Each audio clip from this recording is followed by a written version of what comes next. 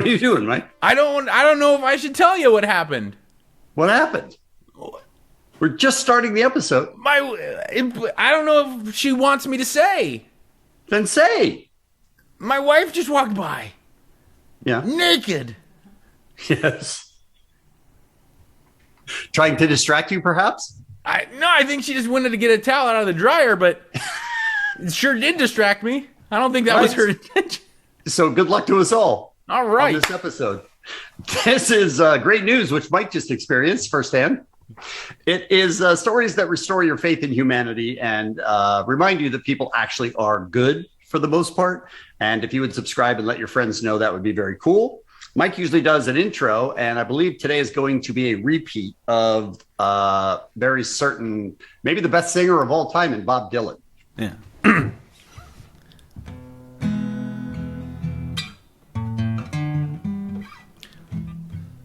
Yeah, it's an intro. It's an intro. Say hello to the having goodbye to the moon. And giving them my hand to give you great news. Where's my harmonica?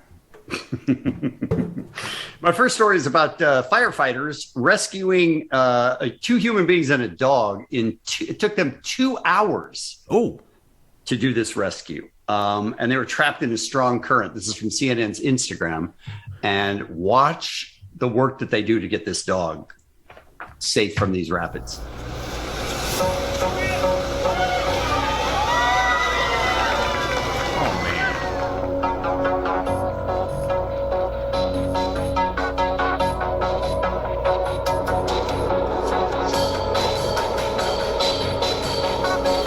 Look at that. I don't know how you don't just look at that dog and go, wow, that's sad, and there's nothing I can do about it, but great. They pull the man to safety, and then they bring the dog.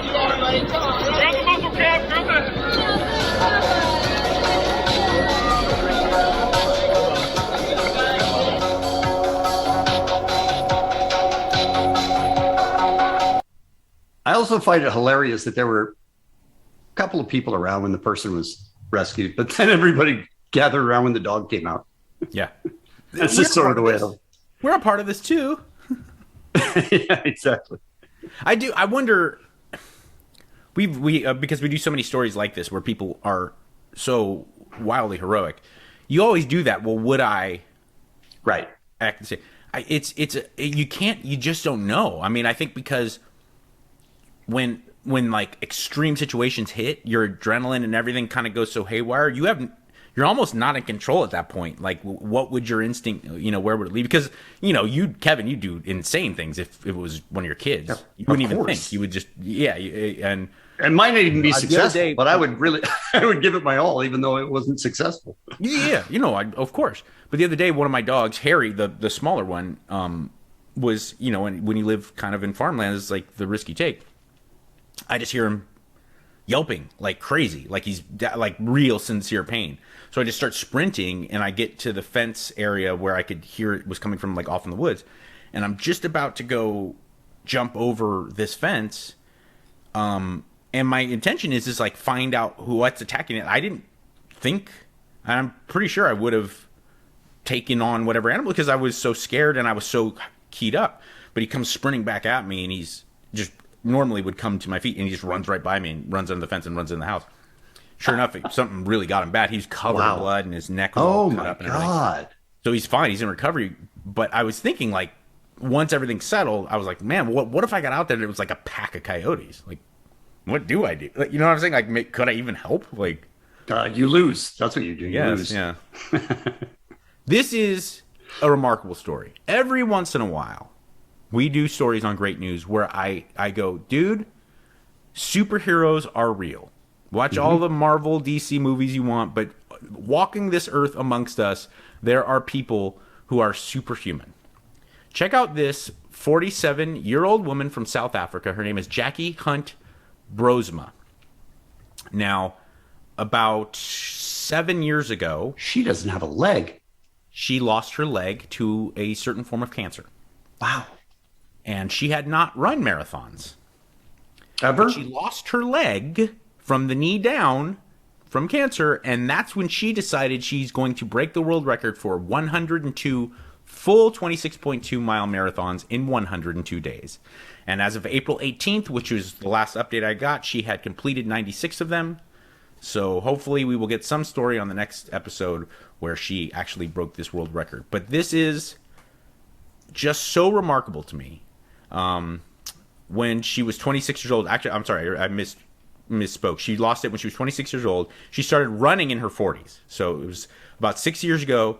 She started on this quest, and she wants to show others in similar situations to hers that anything is truly possible. Wow, that's crazy. 102 I can't do one marathon in 102 days. If you did, you would have to train forever, and then you would have to rest for like a week. You know what I'm saying? Right. Like, I'm sure you could, but you'd have to really be like, okay, a year from now, I'm going to train like crazy, and sure enough, I'm going to be in an ice bath for the next 3 days. She's like, whew, finished on Monday. All right, let's get ready for Tuesday for my marathon. Oh my God, that's impossible. With one Good leg. For her. This next story is from Nita Applebaum's Instagram. She says, my nephew said he never saw a limo in real life. So I surprised him and pulled up to his school in one for his birthday. First, watch the kid, because first he starts walking away when he realizes who it is.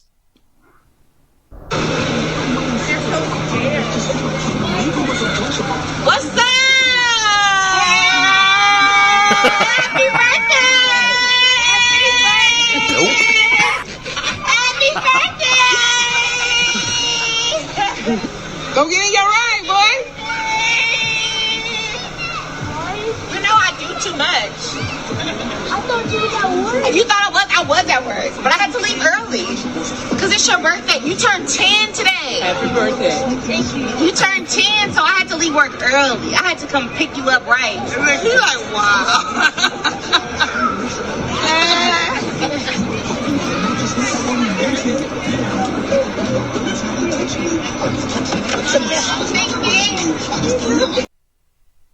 That's his aunt. Isn't that nice? That is sweet. Took work off, got a limo, showed up at school, picked him up. You know, But you you'd never don't see limo, and it's not. This isn't even a well thing. You just don't see limos that much anymore, because True. most people, they do like the sport utility vehicle style thing, or like just a regular town car. Like the real limo is a thing of the past typically. Yeah, true. That's pretty awesome. I love the reaction too. Once the window, he's like, "Oh God, oh my friends could see." That is my aunt. Okay. All right. So we've, in past episodes, talked about these dogs that can do, bomb sniffing dogs, these seizure sniffing dogs, okay? Horses, again, I will point out, the only other animal we should give a shit about, horses and dogs, because they're the only ones I truly think enjoy humans. So check out this little girl is having a tough day. She's crying. Something's going down. She's very young. And a horse, without being asked, just comes over and comforts her. She totally changes her tune. Check it out.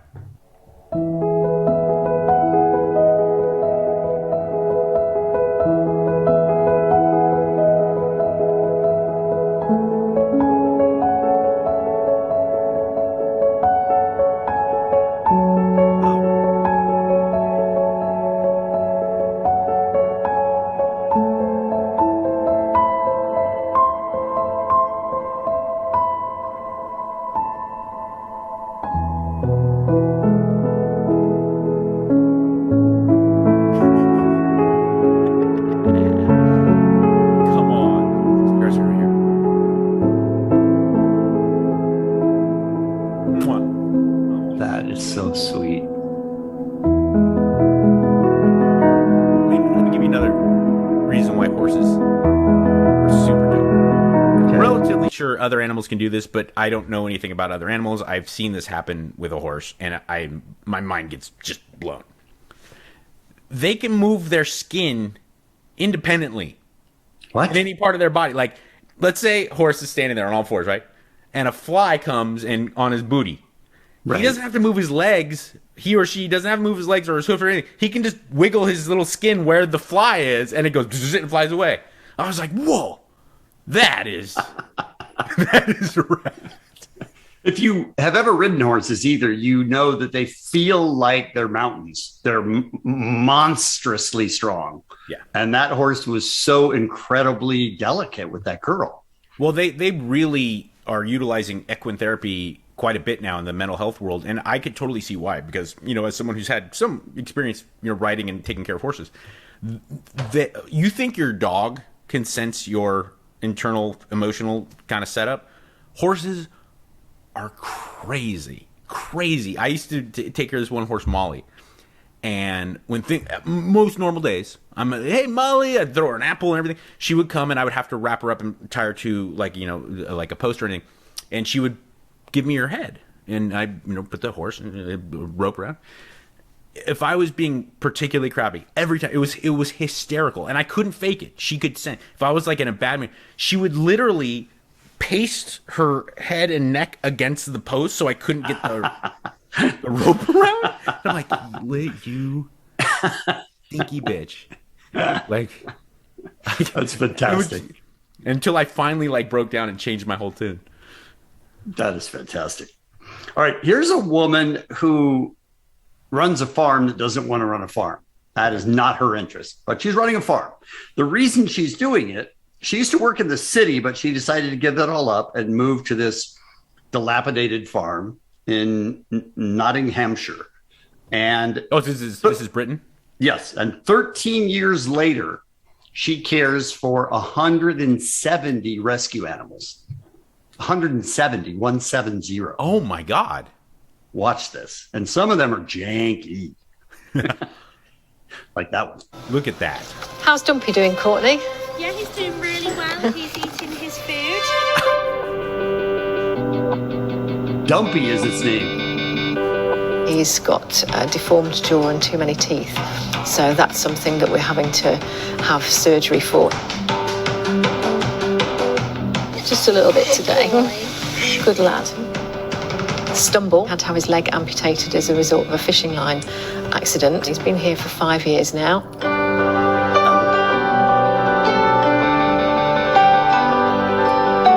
I've never wanted to do farming and still don't want to do farming. So this is not about running a farm. It's about running a farm sanctuary and offering animals a different way of life, animals who need a home. You are good boys. Arthritic sheep and partially sighted pigs. We challenge conventions in many ways here, not just with rescuing animals with disabilities, but also in the fact that we have an all-female handling team. Yes, you do. Absolutely love what I do. Couldn't do this without loving it because it's a full lifestyle choice. It's 24/7. Every day has to be the same in terms of animal care routine. Oversized Goat Ronnie. He came to us as a rescue because his elderly owners couldn't cope with him anymore with his size, so they were going to have him shot. With taking on so many elderly animals, we kind of know we may only be giving them a year of good care and TLC.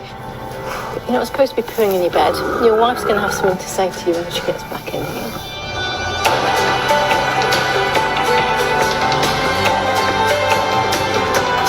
The rewards of helping animals and seeing them blossom, finding them the right companion, that's a big part of what we do, so that when we're not here with them out in the field, they can have a happy and fulfilled life on their own.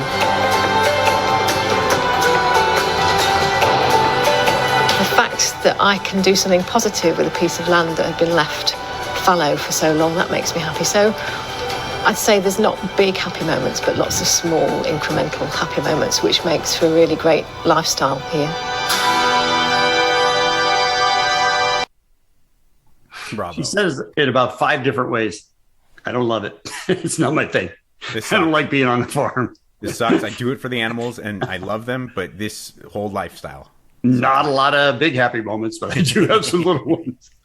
That's really sweet. That's really Yep. sweet. And it is sad, and I'd be lying if I said I wasn't guilty of it somewhat, even subconsciously, but how we value healthy, good-looking animals, like when it goes sour, it's like you almost feel like, well, what are we gonna do?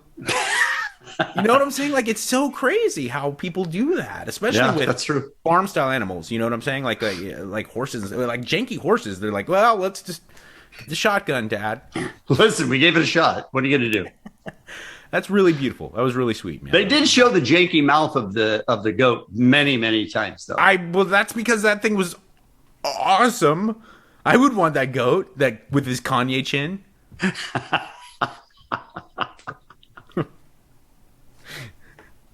It looked like Bill Murray in Caddyshack. You know, he's like, He sort of did. I'm going to get you, Gopher. Yeah, that was by Bill Murray. all right, Kevin. Yeah. Not a lot of description needed on this one. Okay. It's one of those where you and I, and I'm sure a lot of the viewers and listeners do the same thing where it's like, well, this guy was kind of motivated by Instagram likes or, you know, making it go viral. That was kind of his motive for doing this. But I go, I'm not necessarily sure I care when you see Right. Same. I don't care. because it is so unbelievably charitable, and it is so beautiful to see this woman and her husband's reaction. So this is a vendor of, it looks like handmade, like dream catchers or something in Mexico. So check it out. Hola, how are you? Hi, I'm fine, thank you. How much is one of these? This is 400 pesos. It's 20 US dollars. 20 US dollars? Did you make this? Yes, I make. How long did this take you to make? For each 1 day. Can I buy all them? Todo? See? Yes. All of them. Todo? Yeah. Oh, thank you. Is it hard right now? You don't have the money, the people right now. So what's the total? 8,700 Uh-huh. before you put them away? Uh-huh. So this is for you, Okay. It's 10,000. but I just want this one. Only this? You keep those. Oh, thank you. That's it. Really? I'm dead serious. Oh my God. Because Thank you're amazing. you. I love you. Thank you for you. Wow. I agree. I don't care why he's doing it. Right. I don't care if it's to grow his social media or whatever, to see the joy in that woman's face. Yeah. And truly, she was thanking God, not the guy in front of her. Right. Right. And also, I always think of like, what are the most common ways to get buzz on social media or YouTube? Booty, you know, scantily clad sex based stuff. No, I'm being dead serious. Like, let's go down the list. Violence or the threat of violence, people arguing, you know, Janky mouth goats. janky mouth goats, you know. So if that's another way that a guy or a gal can develop a huge following by going around doing amazingly charitable things, then hey, sign me up. Yeah, agreed. Because that woman, her month, maybe her year was made on that in that moment. If you spend an entire day making one of those by hand and Yes. you're hoping to get $20, 24 and someone hours buys it took. one of them for Yes. 10 grand, that's dramatic. I mean, Yep. that's That's pretty truly, great. truly dramatic. So good for him. Subscribe to this podcast if you like it. Let your friends know about it. They come out on Mondays and Thursdays. And Mike always does an outro, and I would like to hear again, please, Pee Wee Herman.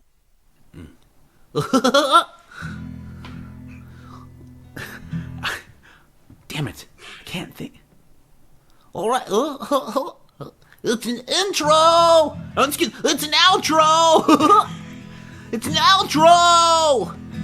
Say hello to the happy, goodbye to the blues. Because Kevin and Mike are here to give you great news. Hey, where's Cherry?